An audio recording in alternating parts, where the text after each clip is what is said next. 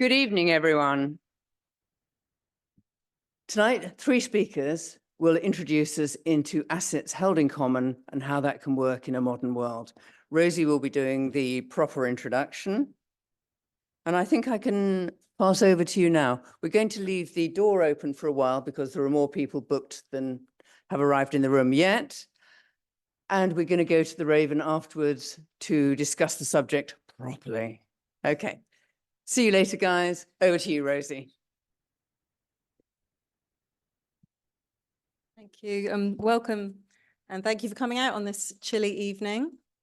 So as the global polycrisis unfolds, I imagine many of us are thinking of what can be alternatives to a global capitalist system that commodifies, exploits, and extracts from both nature and from people. A myth of this dominant paradigm is that only the centralized hierarchy, central political change, or markets and capitalist investment can have the power to create the changes that we need to build a sustainable society and economy. However, as Buckminster Fuller famously said, you never change things by fighting the existing reality.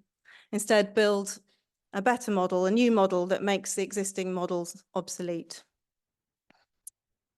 The reimagining, reinventing, rebuilding of the commons is one way to do this.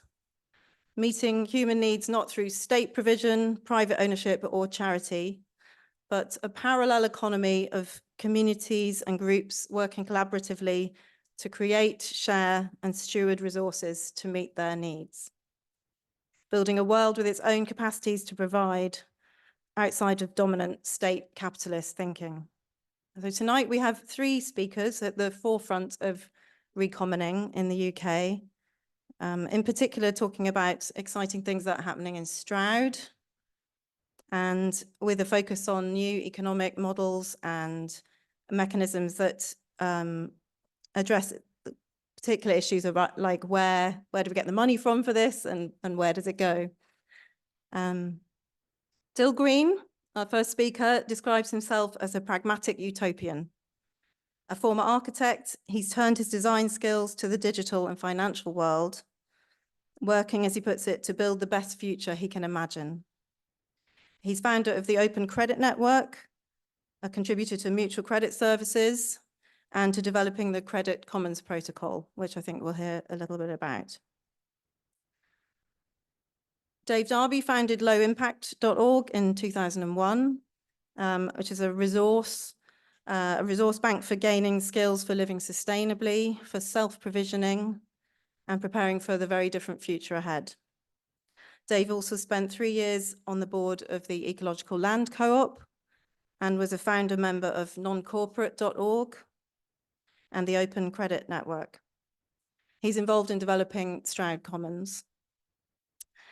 And Amrit Sachar is a consultant psychiatrist by day, and I imagine sometimes by night, and a founder member of Stroud Commons.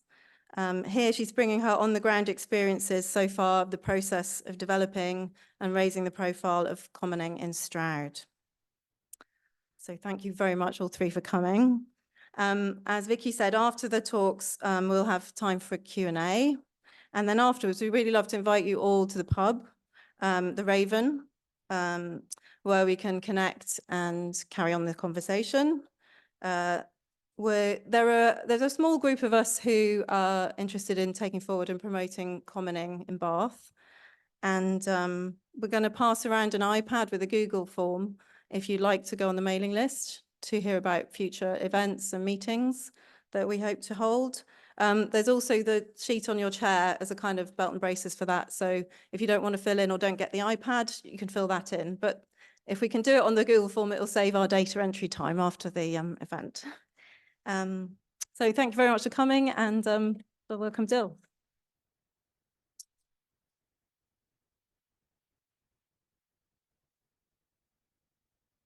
Thanks for the introduction. That's yeah, don't usually get such a nice introduction, and great to see you all here. I'm Dil Green. I'm part of this thing, which is, I suppose, a sort of startup called Mutual Credit Services. we come from the sort of complementary currency alternative money world, but really as a response to the the sad demise of lots of the projects in that world. I come from Brixton. Brixton pound is no more. The Bristol pound's no more. The various let schemes that many of us were part of are either no more or are small friendly groups of people not really doing much to challenge, but supporting each other beautifully. But we need more than nice ideas. We need more than bubbles of safety. We need something transformative. And so we really doubled down on analysis and really understanding economics and money, to the point where we now are becoming what we call meso-economy designers. So everyone's heard of the macro economy, sort of thing that people on the telly talk about, that matters apparently so much, that seems to have nothing to do with us until it, actually just breaks our economy. And it's not microeconomics, which is the sort of miserable science of everybody's mean and they only do things because they earn money. They're incentivized to do things. It looks at the middle scale, which is in fact where we all live. We all live in the middle between the macro statistical view and the micro, I'm on my own with my computer late at night trying to get rich view. We're actually with other people all the time. Even if we work for a big corporation, as David Graeber pointed out, those big corporations are actually pretty much communist to experience. You don't get charged money when you go and turn the radiators up or get a pen or sit at a desk. You're not rented your desk. They bring together people in an inside economy for mutual benefit. Now, many of those systems are crocked, but we think we can design medium-scale economies for groups which interact strongly, where they can have their own internal credit. So they don't need bank money, government money, to organize and coordinate their production capacity. And in order for those to be sustainable, they need well-designed interfaces with bank money and state money, which will always be. So that's this idea of meso-economy. And it's in that role as people who are sort of trying to consult on the design of and also build local economic structure, that this idea of commons turned from something we were interested in and had studied and had looked at the governance of and the mechanics of, into something that came to life in Stroud. And Dave basically phoned me up and sort of said, we might need to buy a house as a sort of investment, but I really don't want to be a landlord. I mean, that's exactly what I don't believe in. What are we going to do? I don't want to put this money in a pension fund either. And in sitting down and trying to design what a housing commons could look like, we came up with this model that got us very excited and seems to have got a lot of people in Stroud very excited. And that's turned into something. And so we're hoping that that can be a commoners movement. But I want to start by stepping back. And what I'd like you to do is to just have a think about what the first thought that comes into your head when this term, the commons, appears. So I'm just going to give you a minute or two, or maybe only a minute. Maybe only a few seconds, it seems a long time. And I only want your first thought. So, okay. So I'm going to ask people just to put their hands up if it's anything around the idea of tragedy. Well, that's interesting. Not many. Okay. What about enclosures? Is there people who enclosures is big? Okay. What about a sort of bucolic picture of peasants with smocks and hayseeds and a nice green meadow? Yeah, pretty good. And anyone thinking more up to date about things like Wikipedia and open source software and the Creative Commons. A few of those is quite good as well. So there's quite a lot of radically different, I would suggest, connotations of that word commons. It's a contested word. So it's sort of, and we'll come back to that immediately and then more at the end. And my second question is, emotionally, who here thinks yes, please, when they hear the word commons? I mean, I'm hoping that's a nice majority. And who here thinks, yeah, but probably hopeless? A few people here. Yeah. So it's a contested word. It's not going to be easy to simply say, right, we know what we want, then let's get on with it. So it's sort of nearly still pantomime season, so we have to have a baddie. And here he is. This is Garrett Hardin, who is the originator, as some of you probably know, the phrase, the tragedy of the commons. And he wrote an essay of that name in 1968. And he's definitely a bad man. He's a eugenicist and anti-immigrationist and probably a racist and definitely a right-winger. And he, in that essay, did this clever and dastardly trick. And I'm sure it was with malice aforethought. He conflated, pushed together two things which are radically different. So he pushed together the problem of public goods. So how do we manage, as a society, the quality of the atmosphere, the temperature of the planet, those sort of very, very important things. And that's an incredibly difficult problem. And it's very, very hard to see how quite, you can think about the quality of the atmosphere when you decide to have a bonfire party. You just can't quantify what damage that bonfire will do to the atmosphere and how much the joy that you might experience and the bringing together of your friends and relations. How do you put those values? It's extraordinarily difficult to do. So that's a known terrible problem in economic theory and governance theory, the problem of public goods. He conflated that with this term, the commons, which originates with those bucolic peasants and hayseeds in their mouths and a nice green meadow and a few cows here and there. And he basically used it to say that any type of common resource is as unmanageable as the public goods. And therefore, private management of all resources was the only way to ensure their effective use. And that's led to some absolutely terrible things. I mean, first off, the whole Western world from the 1980s onwards turned to privatization is good.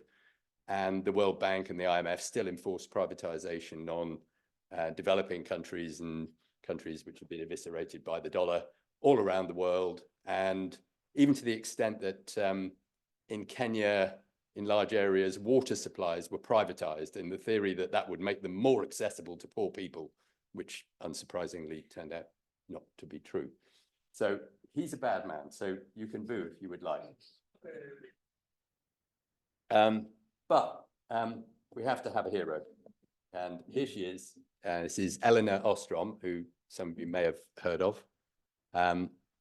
She was awarded the first Nobel Prize in Economics given to a woman. And she spent really her professional career refuting and rebutting the idea that commons were necessarily tragic. And she did this not in theory, but by studying all over the world, all sorts of instances of management of common economic resources. And that spanned from across the globe, but also 1,000-year-old upland grazing commons in Switzerland, which have been in continuous use and where it's just life. all the way up to really quite contested, heavily commercial things like sharing water resources in Southern California, which if you're as old as I am and you remember that great film Chinatown, I think all of that was about water rights for orange growers and how vicious those battles were. And yet she studied well-managed water rights issues and showed that this tragedy was not inevitable. And not only that, but her and her students and her husband worked, and they identified 8 governing principles that they could see across the globe, across all sorts of instances, which allowed these groups to manage the resources that they had without overgrazing, to use a generic term. So that's our hero. So we could have a hooray. Thank you. So I'm going to go into a bit more detail about heroes. They're usually more boring than baddies, but here she's more interesting. The types, so Ellen Ostrom clearly distinguished between the types of commons she studied and public goods problems. And she described those contexts generically as common pool resources. So I've got some pools here, but that's just a pun. And these are, the situation generically is one where there is a shared resource from which commoners extract economic value. So the resource and the thing they extract are not the same. So if we think here, the resource is actually these rice paddies, but the economic value that the commoners extract is actual rice. So there's the thing that they take, and there's the shared resource which they have to manage together. And you can see from this thing that you are relying with your pool on 10, 20, 30 people managing equivalent pools higher up than you, not to let their walls fall down, which will generate a flood, which will knock your walls down. I don't know about you. I did competitive dam building on streams when I was a kid, so I know what that feels like when someone smashes their dam upstream from you and your beautiful creation goes. So you all depend upon each other for the economic value that you can extract. But if you, for instance, concentrate on managing more and more and more pools, but have less and less time to keep these walls up, you'll vitiate that resource for hundreds of others, perhaps downhill from you. And that management of common pool resources turns out to have a component in it that Garrett Hardin didn't allow into his equations, and that's a thing called a monitor. So that's people that the commoners accept as being able to look at their delivery on the rights and responsibilities, which are the social network, the agreement network that makes the commons, and actually sanction them if they are cheating. So overgrazing, if it's not noticed, if it's not monitored, yes, of course, people will try it on. But if there are monitors that everybody accepts who say, oh, so-and-so's put 10 cows on again this week, I think we're going to have to do something about this, then the system can keep going. So we have this notion of common pool resources and a commons as a bounded thing with commoners with rights and responsibilities who accept a monitoring role, which might be some of them elected or it might be outside bodies. There's many ways of implementing that. And that's a much tighter definition than public goods. And it means that public goods are still a problem, and that's a different issue to resolve. But what it does is it rescues us from this idea that tragedy is inevitable, which doesn't mean that success is inevitable either. There's still work to be done. So I just want to now sort of go back to those 4 characteristics that I asked you whether you'd thought of. I didn't ask you whether anyone had thought of any other ideas. I should have done. But so if we say one of the clear distinctions is that we've got this common pool resource, and it's not public goods. So there are clear boundaries around these commons. And then rather than the management of public goods, which is really you just hope that other people won't, build a bonfire every night, and you can't really do much about it if they do, and if people round the corner build bonfires and you don't know about it yet. So this is what I call hopeful expectations. And as I say, that management of public goods is another topic, but that comes down to ethics, which is a whole other business. But within commons, people have acknowledged rights and acknowledged responsibilities. And I've recently been doing actually a lot more work on this with some people who are trying to build land commons in Stroud. And I remembered this word, which is one of my dad's favorite words. It's a word called turbary. Does anyone know what turbary means? Ah, well, one person does. Do you want me to put you on the spot? Or Exactly. That's it. The right to cut turf to burn for your own personal use. So they're very, very clearly defined rights. And I went and looked up these, and there's loads of them, and they've got nice names. There's the right of estovers, which is to pick fallen wood, again, for your own fire. And then there's the right of loppage. You're actually allowed to cut wood. So these are different. There's obviously people have heard of fishing rights and gaming rights. People probably also have heard of riparian rights, which is to do with water rights. That's extracting water from a waterway. But there are also leatage rights, which are rights to actually cut a ditch from a waterway to lead water. So all these varied rights were part of a panoply of interweaving rights and responsibilities, because you had also responsibilities if you had those rights, which used to govern how people interacted with land. So it gets really much more interesting, much more complicated than I own this, I do what the hell I like with it. I don't own that, I can't touch it, which is what we've come down to, this sort of rather binary thing of rights. And people do get surprised by it sometimes. You get someone who'll buy a bit of land and the garden goes down to the stream, and they say, but I'm not allowed to fish. They bought some land and they think I'm now lord of my tiny little manor, but it turns out there's some sort of hangover from, original shared rights and responsibilities, and the lord of the manor is the only person allowed to fish from their garden. Thank you very much. Also, commons are sort of generally quite specific, so that what you can expect for them is not very variable. If you're part of a fishing commons, you're going to get fish out of it, but you're probably not going to have the right to run, pedalos or something. That's a whole different thing. So commons are quite steady. They're sort of boring, whereas public goods are highly variable. You'll go outside and, someone's having a bonfire and you won't be able to breathe if you're some friends of mine.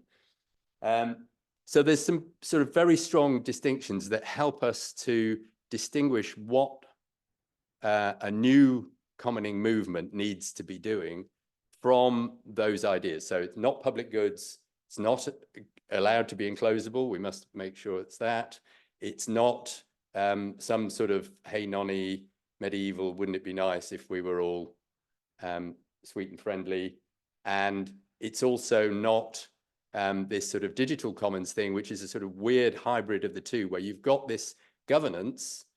I don't know, people who know about open source, the governance is all contained in these well-crafted legal contracts, which are basically using things like copyright law to do things which they weren't designed for, to control. So you've got this sort of technocratic, unnamed body of people somewhere who decide what Wikipedia can do, or decide what Creative Commons licenses mean. And yet everybody else is just sort of wallowing around in this sea. So it's neither sort of well-defined, but well-defined in a non-social way, and also completely undefined, and therefore widely abused. So we can't be any of those things. So we've got a job of work to do. So coming back to that idea that commons is a contested term, and we can't just say commons, it'll be great. we've got to actually say what we mean and exactly how we're going to make sure it isn't any of those things which would be traps for the mind or possibly failure modes. So because of that, we sort of talked and talked and we said, well, we can't just call it the commons because there's lots of other things calling themselves the commons and we can't tell them they're not the commons because we didn't invent the word and we haven't even done very much yet. And, you know, can we give it another name or can we call it a new commons? What does that mean? Blah, blah, blah. So in the end, we thought, well, what is the thing which really distinguishes what we're trying to do in Stroud and trying to promote, and lots of other things that call themselves commons, and it's active commoners. So community land trusts are, in many ways, a great candidate for being called commons, but they don't really have active commoners. They have trustees and they have tenants and users and, you know, maybe they have democratic members and things like that. But the actual idea of a commoner whose relation to the commons is defined not by a contract, not by a membership, but by rights and responsibilities seems to be a decent enough way to say, okay. And the great thing about this commoners movement idea is that it starts with people. It doesn't start with organizations. It doesn't start with institutions. It doesn't start with projects. It starts by people saying, I wish I was a commoner. I want to be in that position. Can I find some other people who want to be in that position? What can we common? So it's an activist. So that's this idea of a commoners movement. And that's sort of what we're hoping will spread, this idea of active commoning. And so I just want to say a little bit more about the character of these active commons. And this is where I sort of ended up with bullet points, sorry. So commoners, local, but there can be various sorts of local. You can imagine a commons that's not physically defined, but a commons of interest. So locality can mean different things, but there's an idea of locality and therefore probably of scale as well. You know, the building societies, which were mostly mutuals, were some sort of a commons, but it was incredibly easy to demutualize them because most of their members didn't even know that they had any relationship to whatever it was, the Bradford and Bingley, than they did to their bank. It just was impossible for them to notice. The co-op, the same, you know, the co-op, nobody feels like a co-op member, or almost nobody. So there's some thing about locality, which means a scale that is, in some senses, a human scale. And included in that, so people in that locality are commoners. It can be groups that are commoners, can also be workers or stewards of that commons who might be commoners, and they might have, you know, they've got different rights and different responsibilities. So if you think of, let's say, the housing commons we're trying to build in Stroud, there will be people there who are actually living in houses. There'll be tenants, there'll be commoners, and quite often tenancy was what gave you commons rights. But people who are managing that housing estate might not themselves be tenants, but they still are in the group. So this is sort of, we're saying everybody involved in this is in, and that even gets to people who are investors. So they are active commoners to some extent. They're inside the group, and the negotiation of the rights and responsibilities that each of those has keeps the thing healthy if it works. And there's also this question of the monitors. That's a governance issue, and we can maybe get to that in some questions. I'm not including that here. And then, but it's not an exclusive thing. Commons is not saying, oh, even though I've said we want to be able to define the sort of commons that we want to build, and it's this commoners movement, that's definitely not wanting to exclude community land trusts and housing co-ops and community support, you know, all these other organizations, which probably, if you ask them, would say, well, we're a sort of, yeah, we're a community, but, you know, great, you're part of this thing if you want to be. It's not about, but we definitely still want to build some specific governance types and some specific finance things to make new commons. But it's not about saying you can't be part of it. even down to local government. And then Dave is going to say more about these things, some of them, and Amrit's going to make them sort of feel more real. But I just want to say some of the sort of key characteristics of the thing we want to build, or this commoners movement is about. And the first thing is this idea of mutual interdependence. So people love community. People are always doing things to rebuild community. It always gets, you know, people keen, people, there's, you know, I'm now quite old. I've, you know, been an activist for a long time. I've seen people build community again and again and again and again and again and again. I've seen that vitiated. And if you want something to reappear that disappeared, you've got to think, there must have been a mechanism which got rid of it.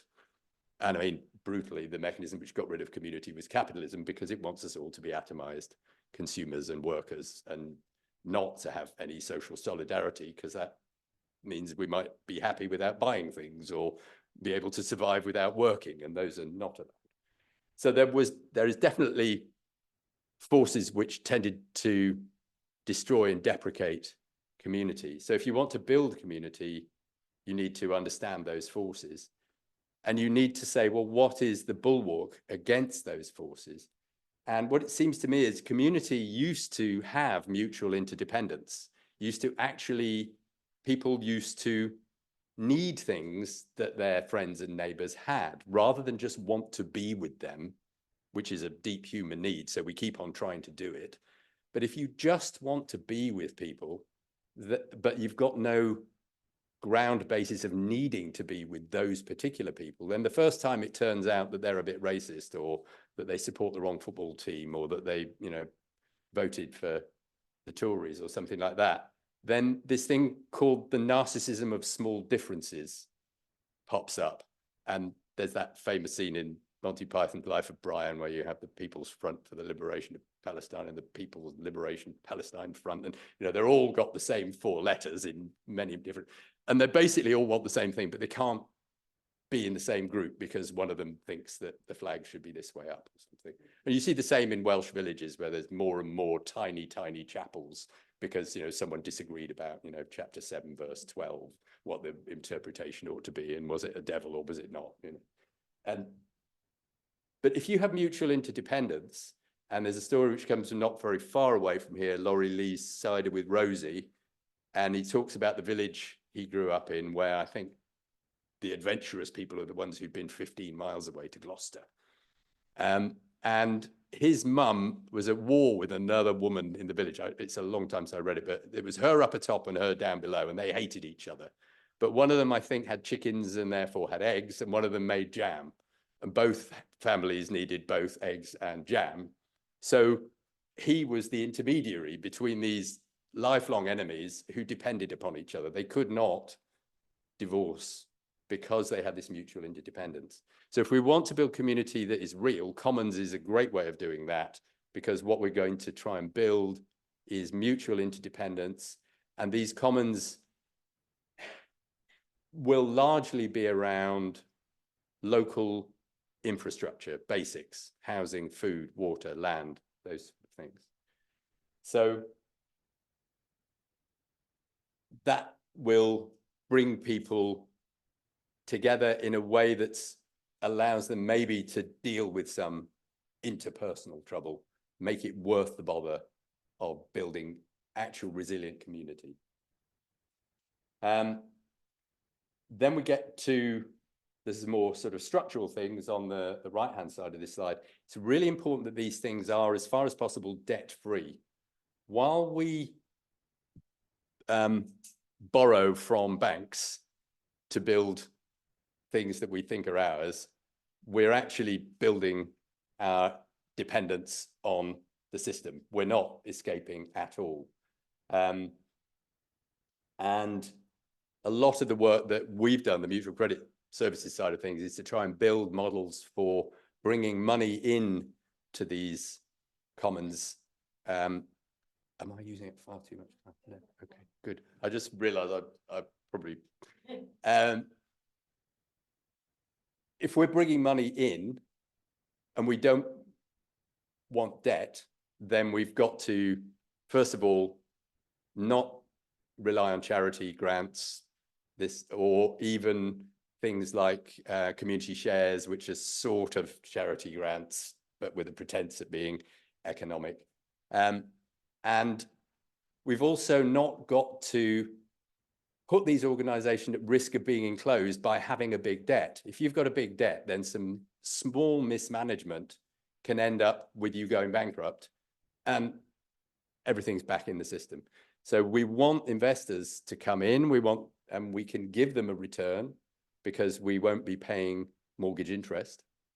So we've got a big dividend there to share between the users, the user commoners and the investor commoners. And that model changes depending on what we're talking about and gets easier and harder in different contexts, but that's all detailed design. But the basic thing is, if we have debt-free organizations that have assets, they're in a very strong position to survive and not be enclosed. Off the market needs to be a guarantee so that those investors know that the promises which are being made to them as of returns will be held. Commons governance supports that. And there are all the Ostrom principles. And we have this idea of common safeguarders, and they're sort of like golden shareholders with only veto rights. And this relates not only to Ostrom's governance principles, but to another excellent body of work that looks at governance called the viable systems model. And if any of you want to talk about that, Trevor's here, who knows all about it and has this nice human relatable framing for that called the moral modalities framework, where guardianship is an important thing, but it's about ethics, not about control. It's about saying this is who we are, not about this is what you must do. So common safeguarding is very important, and that means that asset locks are strong. Co-ops are really, really democratic, but it means they can vote to demutualize. So, you know, they're too open. Corporations are too closed. Federated together, so that it's not just this commons here, that commons there, that commons there, each of them standalone, having to figure everything out for themselves, but actually bringing it together so that you can move around from one to the other, you can share benefits across, people might be members of more than one commons. And finally, this is a big ambition, but we believe, I'm absolutely certain it would unlock billions and billions of pounds of investment. At the moment, if anyone here wanted to invest in the community of Bath, I'm almost certain that there's nothing you could find that would feel safe and actually something you could honestly call an investment to your accountant, you know, or your doubting family, rather than a charitable donation, that would genuinely be certain not to be going to become part of the market again. But we actually think that if we can get this commons to a certain stage, then someone like Abundance, who are a big sort of relatively ethical pensions provider, will be interested enough to build something, you know, regulated, managed, everything, called a local investment bond, where you can specify some proportion, it will always be less than 50% probably, of your money will be directly invested in your town, your locality, or a locality that you choose, maybe where your children live or where your parents live. The rest of it has to be spread about so that if a bomb, a meteorite lands on that town, you don't get wiped out. You know, you need, and I'm absolutely certain that if people, and you know, everyone my age and over has, or that generation, not everyone, has done extraordinarily well out of the Ponzi scheme the government has been running on housing for the last 40 years. We've got assets which we're going to have to live off when we stop being able to earn money. And at the moment, we've got to invest them in things which we're pretty sure are damaging our children's chances at life. And that's a pretty awful position to be in. So we're pretty damn certain that if you could offer someone, don't put all your money in this, put 10% in this, 20% in this, you know, we could absolutely just motor. Anyway, so that's the end of me. I'm going to hand over to some less theoretical stuff. But thank you very much. Which one is it? Just press the right hand button to go forwards. That goes forward. There you are.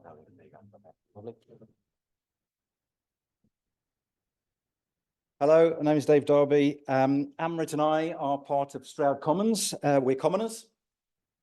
Dil's organisation, as he said, is called Mutual Credit Services. They're producing models and designs for building the commons economy, and we're trying to implement them in Stroud. He won't like me saying this, but he's actually a bit of a guru for us in Stroud. So I'm going to talk about the basic commons ideas, and Amrit is going to talk about what we're up to in Stroud. So this is what I'm going to talk about. Why I'm interested in the commons, a bit more about Elinor Ostrom's commons principles, new tools and ideas that can make the commons grow exponentially, and examples of these commons ideas implemented around the world. So at previous events, I've just talked without notes, but I've discovered something about myself. I ramble. So I've got notes this time so that I can tighten myself up and be concise and say everything I want to say in the allotted time. So why I'm interested in the commons, and there are many reasons to be interested in the commons, these are mine. My main interest is trying to plant the seeds of a new system. This system destroys nature, democracy, community, spirituality, and that's a very bad idea in my book. Other reasons, the commons are community building, affordability, community resilience to collapse scenarios, all very good reasons too. Now, we can't vote for a new system because of the state's relationship with the corporate sector and corporate ownership of the media. And the corporate sector for sure doesn't want a new system. There can't be any uprising or overthrow. They're too strong. Protest and petitioning just pings off. Co-ops and mutuals, it was a fantastic movement in the 19th century, but they have to go into debt to obtain the infrastructure in the first place. And clever lawyers have managed to get around their asset locks, and they haven't federated to build the basis of something new. They've been around for 150 years, and they're not challenging the system. And they're now being swallowed by it. The Co-op Bank, Co-op Energy, most of the building societies are now owned by capitalists. I think the commons is our best bet for the basis of a new system. So, yeah, so Dil's mentioned Elinor Ostrom. So the kind of commons we're trying to build in Stroud are not natural open access commons like the open ocean, the atmosphere, sunlight or rainfall, and not just anything to do with building community. They're based on the commons principles laid out by Elinor Ostrom in Governing the Commons. She shows that communities can develop systems of self-governance to manage resources themselves. The essentials of life don't have to be provided by the state or by corporations. So there are 8 principles in Governing the Commons. If you go to stroudcommons.org and go to the About page, you can see them. But to summarize, commons have 3 parts: the resources, assets, which could be land, housing, energy, water or transport infrastructure, social care, broadband, leisure facilities, pubs, manufacturing, anything. And commoners like us, local people who control and use them, and a set of rules written by the commoners so that the resources are not lost by being sold or by being used up. So we have the tools to build this new economy, we think. I'll explain what they are. The key is bringing in investments. And what investors are putting their money into is future stuff. So let's use an energy commons group to illustrate this. Say they want to put up a big wind turbine or maybe cover 1,000 roofs with solar panels. At the moment, they have to go to the bank, cap in hand, ask for a loan, or create a limited company and sell shares. So that neither of those 2 routes are going to be community owned for very long. Or they can issue community shares, which are great. We've got community shares in a community energy scheme in Scotland. It pays fixed returns 3% per annum, so much less than inflation. So that's not going to form the basis of a new system. So Chris Cook, he's senior research fellow at UCL. and a director of Island Power, who are building energy commons in the Pacific. Now, he came up with a new concept. So the energy group issue vouchers, or any group, any commons group, issue vouchers for what they're going to provide in the future. In the case of the energy commons, that's electricity. So the vouchers will be issued and recorded on an app. But for now, it can be done on a spreadsheet. So they issue the vouchers and sell them to investors or to end users for cash. And then they use the cash to build or purchase assets, in this case, a wind turbine. But crucially, the vouchers are not denominated in pounds, they're denominated in stuff. So energy vouchers will be denominated in kilowatt hours, i.e. in units of electricity. So other sector commons denominate their vouchers in other things like square meters for housing, or veg boxes, or tons of firewood for heating, or acres of land, hours of social care, cubic meters of water, etc. So these investments are valuable because you're getting future valuable stuff, not just for today's prices, but for a discount on today's prices. They're inflation proof because a kilowatt hour or a ton of firewood or an hour of social care is exactly the same in 20 years' time as it is now, unlike a pound.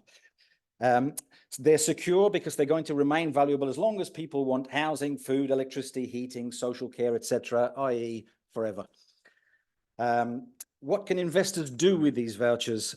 So they can use them themselves in future for the stuff that they're denominated in. They can sell them to an end user via the Commons group. They don't have to go out and find the buyers themselves. They can sell blocks of vouchers to other investors, or they can keep them as part of their pension. So that's the basic idea for building the commons in all sectors, except banking, the money sector. So in this case, rather than the future stuff vouchers, there are a couple of other tools: credit clearing and mutual credit. So credit clearing is what the banks do with each other to save themselves lots of money. So if it's good enough for them, it's good enough for us. And it works like this. If I owe you £10 and you owe me £10, obviously neither of us have to go out and find £10. We can just say, forget it. So if there's a loop of 10 people, each owing the next one £10 and back to me, you can do exactly the same thing. Nobody has to find £10. But in business trading loops, businesses owe each other different amounts, obviously. So here's an example. So imagine a business network where business A owes business B £1, B owes C £2, C owes A £3 in a loop. If they all make those payments, it requires £6. A will end up £2 up, the other two will end up £1 down. I hope that's obvious. But if we first clear the lowest amount from all debts, in this case it'll be £1, you get to the same place. So if we remove £1, which is the lowest amount owed from all debts, A owes B nothing, B owes C £1, C owes A £2. A is still £2 up, and the other two are still £1 down, the same as before, yes? But this is the magic bit. In this case, you only need £3 to get to the same place, to pay all the debts. So we have algorithms to find the trading loops and automatically remove the lowest debt from all the participants in each loop. So research in Slovenia, where they've had a national credit clearing scheme for 30 years, we discovered, shows that this kind of clearing can reduce the need for hard cash by 25%, which is pretty incredible. That reduces the need for banks, interest, payment card fees, etc., and it keeps more money in your community. So also software can then display the trading loops onto a map, so you have a visual display of your local community, your local economy, and you can, within that map, you can see clusters of businesses that trade with each other a lot. So you can then approach those clusters of businesses and offer them the next tool, which is mutual credit, which works if you have businesses that know and trust each other. So these regularly trading businesses can get a shared ledger, and each business has an account. So their account starts at 0, and when they sell, their account goes up, and when they buy, their account goes down. But it's only numbers in an account, it's not money. So everyone has a positive and negative limit decided by the group, and away you go. It's just a moneyless accounting system for who's done what for whom in your community.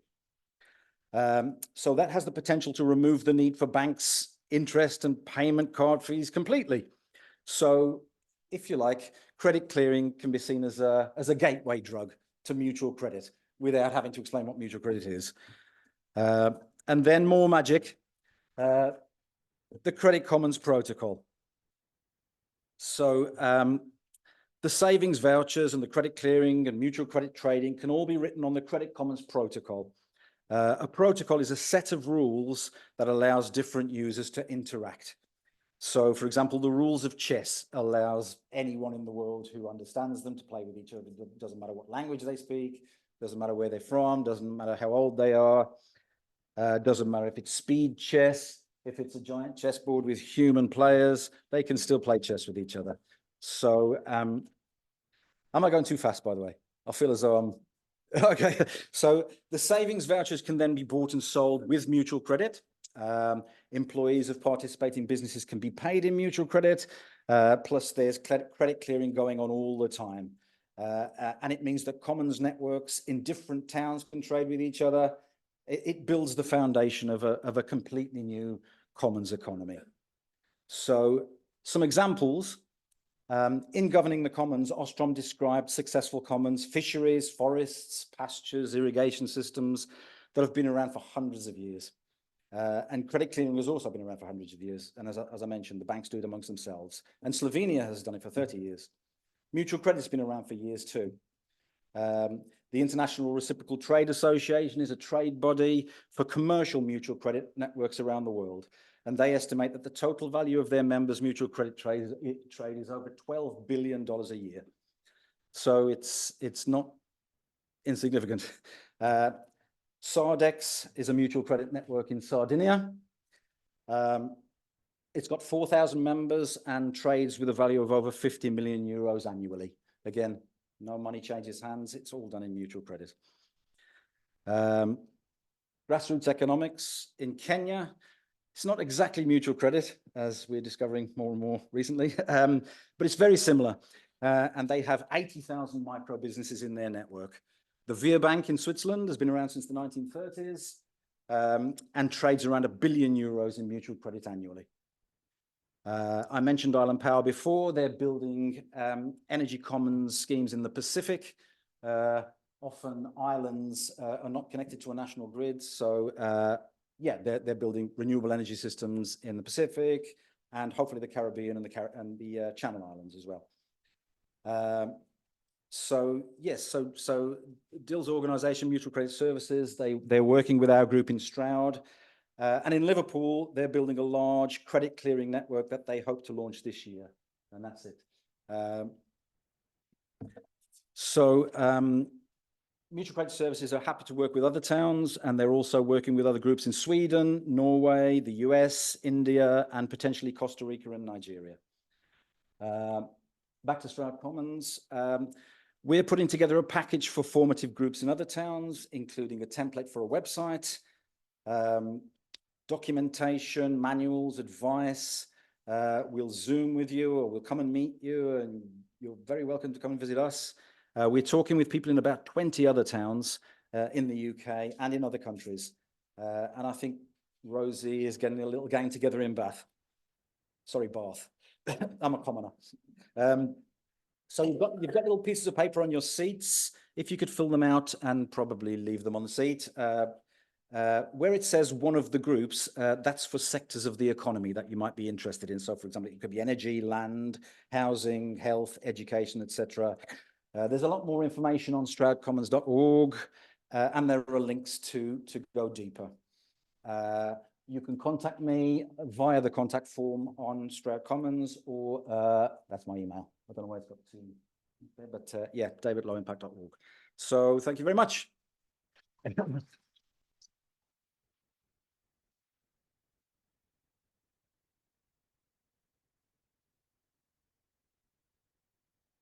How's everyone doing? You all right? Hello to the, we're streaming live, aren't we? Yeah. Hello there. I hope you're all doing okay. So I'm Amrit. I think Dave wrote my bio because I was listening to it and I thought, I don't remember giving any information. So yes, I am a psychiatrist. I'm the talk's getting less nerdy. So this is the less sciencey bit, and I'm here for the diversity element. So I'm a liaison psychiatrist, which means that I work quite a lot in A&E. And I guess one of the things that is really important to me is that having been a psychiatrist for 25 years now, the last year or so, I have never seen anything so bad in terms of the sheer number of people walking into A&E in distress, the sheer amount of distress they're coming in with. And those are all increasing. And in terms of what I can do, that's really decreasing because everything's falling away. The services are falling away. It feels fairly catastrophic, I would say. And what we talk about in health is something called the concept of social determinants of health. So it's all the stuff that these guys have been talking about. And I didn't say Dave and I are partners. So when Dave and I first got together, one of the things he challenged me about quite early on was, are you just patching people up and putting them back into a system that's damaging them? And I think that's a really valid challenge to me. Anyway, he persuaded me to move to Stroud just 2 years ago this week from London. And we are those annoying people who have made a lot of money from selling our house in London. And I'll come to that in a moment. But we chose Stroud because it's beautiful, but not so beautiful that it's full of second homeowners. But it's also pretty radical. That's the Stroud flag. There's quite a lot of independent, activist, anarchist type people there. So we're absolutely loving it.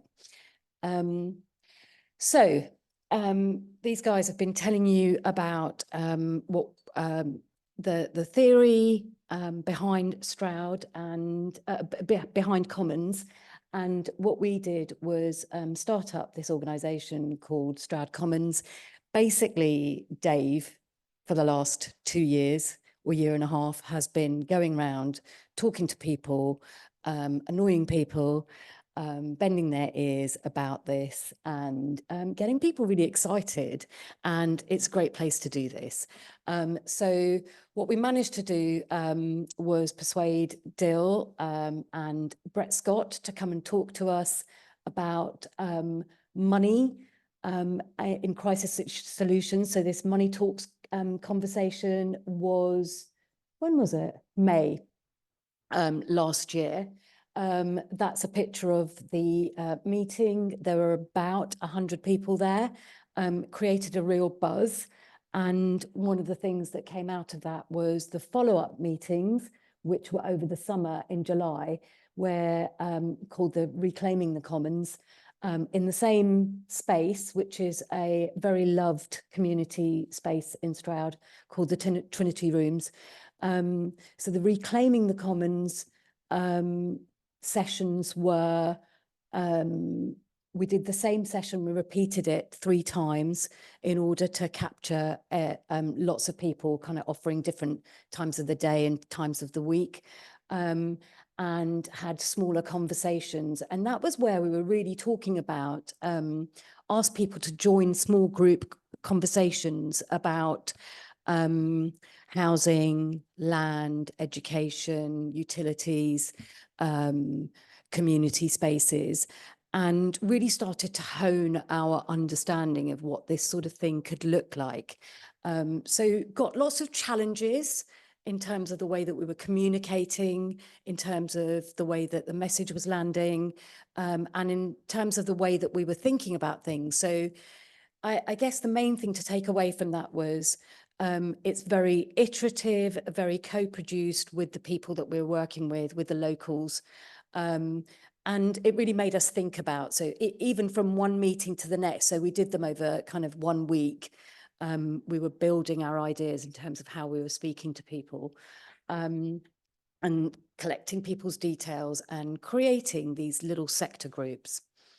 So then what came out of that was this core group. And I just wanted to show you, because Dave and I are just part of Stroud Commons. There's a big group behind, well, I say a big group, there's a little group behind us.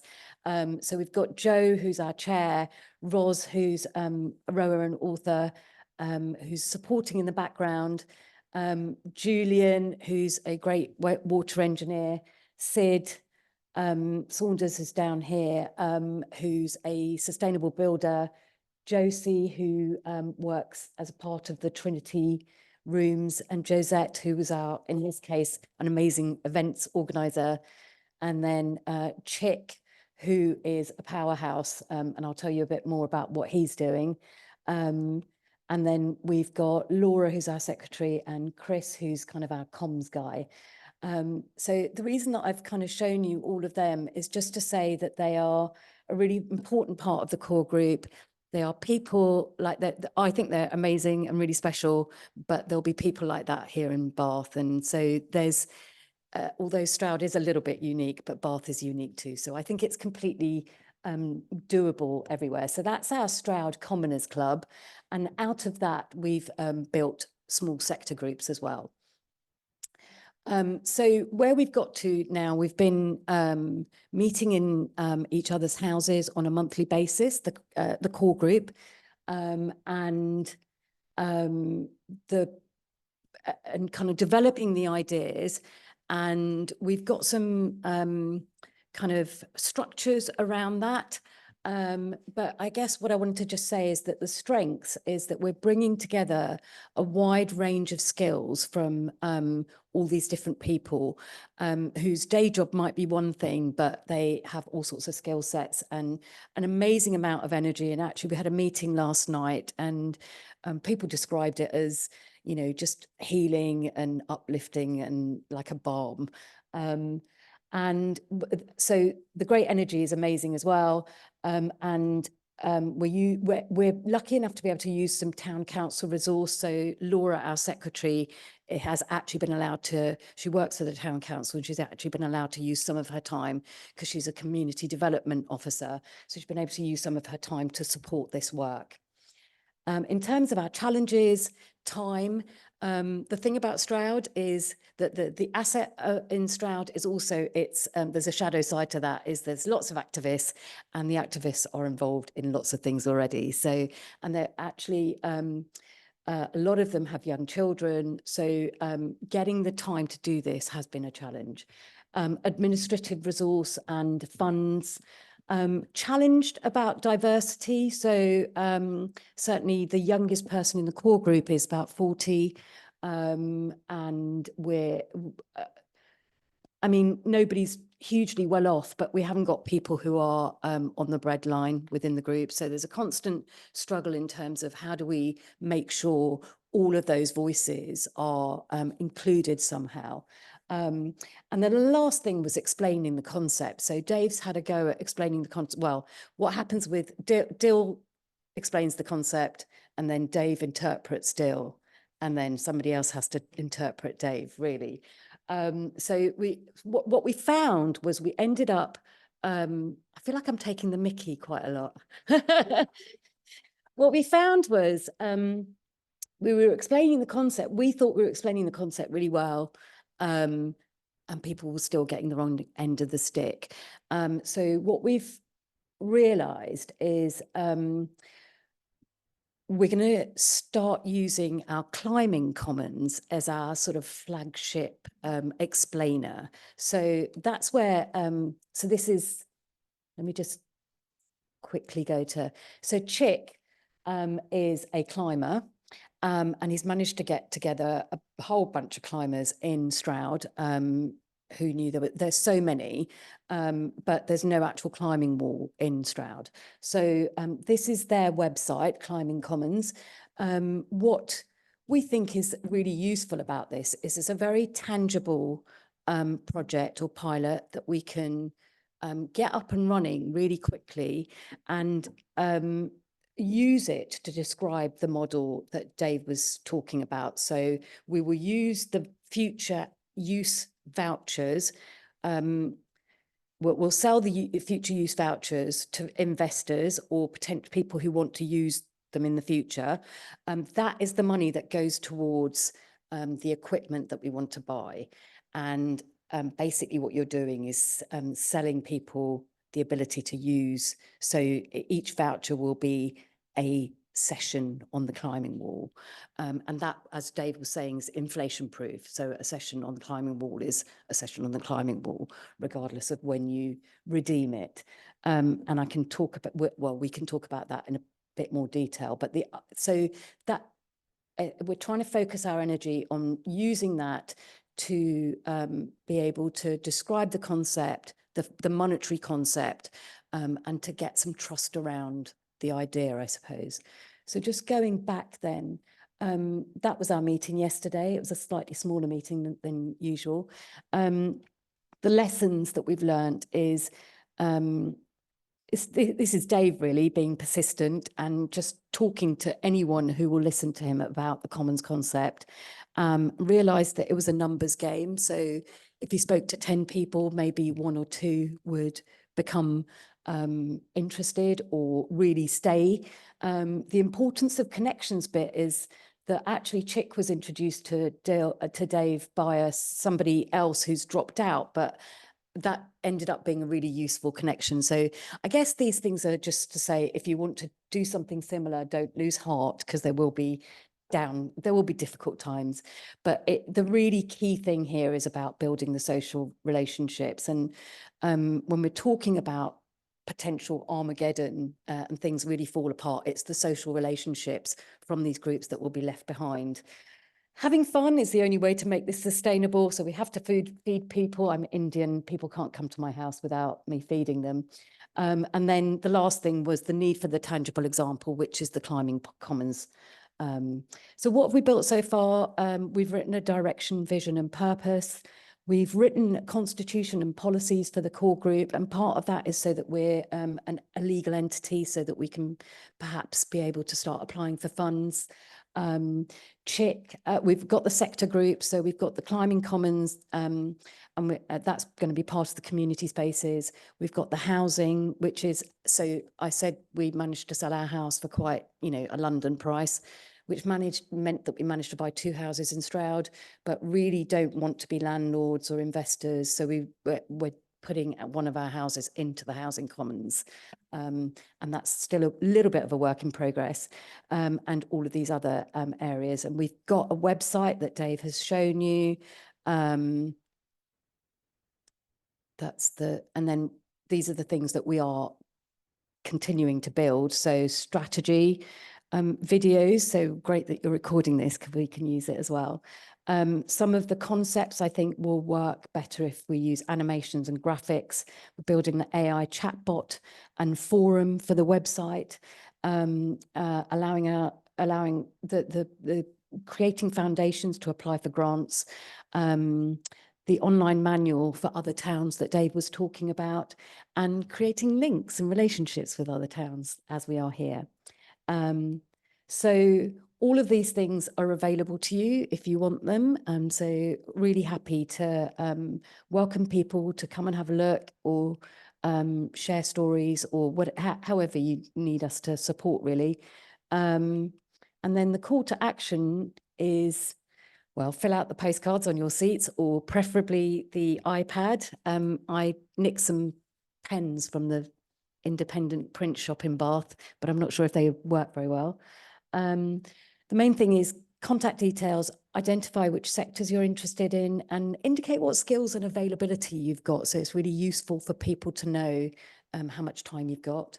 Look at our resources, so the stroudcommons.org website, the Climbing Commons, and then Dave's Low Impact. He's been blogging quite a lot about it in there as well. And come together as a group, maybe just to learn and create together to start with. So that's me.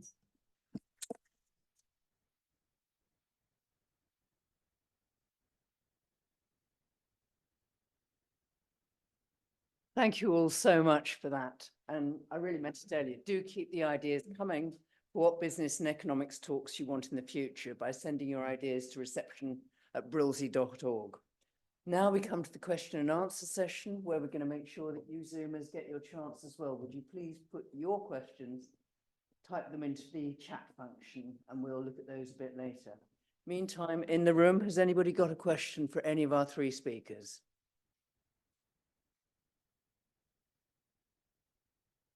At the back there.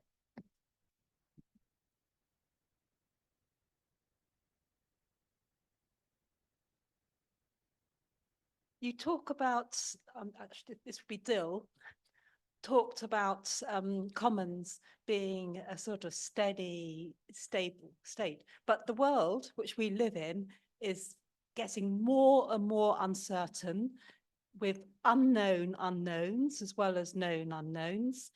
And you're talking about having sets of rights and responsibilities for every sort of sector, for every situation. How are they going, how is conceptually, how is that going to work in the world which we now live in, where we know we're facing tipping points in the climate and social crises, things. So I suppose what I'm asking for is some, how do we interface with that macro world out there as well? And I say that from having a lot of sympathy, a huge admiration for Eleanor Ostrom and the work she's done. And I think there's huge potential in the movement, but I think you've got to be realistic about the context in which you're trying to do it. That's a really good question. And the answer is we can't be sure. We can't know how anything we might think of will be resilient in an unknown unknown.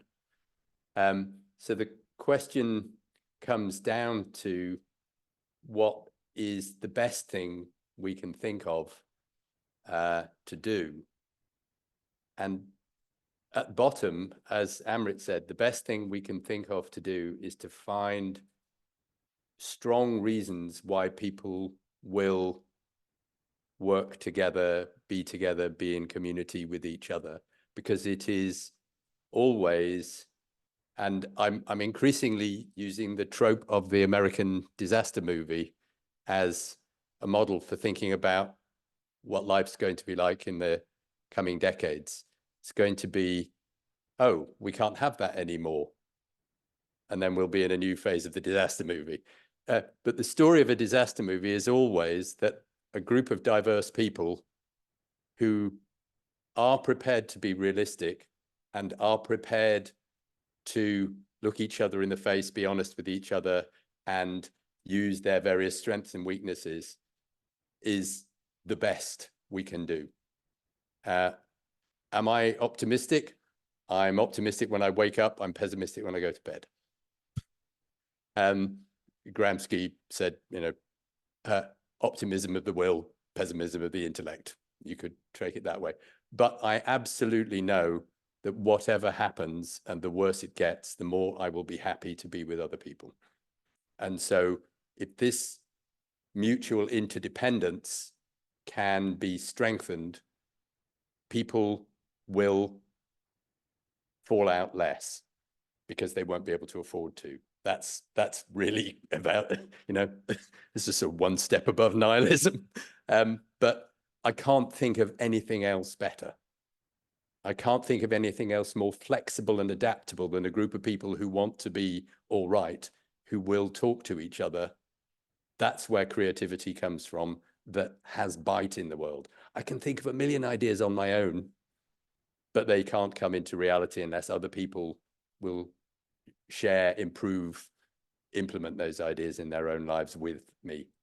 So it's not the answer. It's the best we can think of. It might be the answer, but we'll be dead before we know. There's never an answer to life.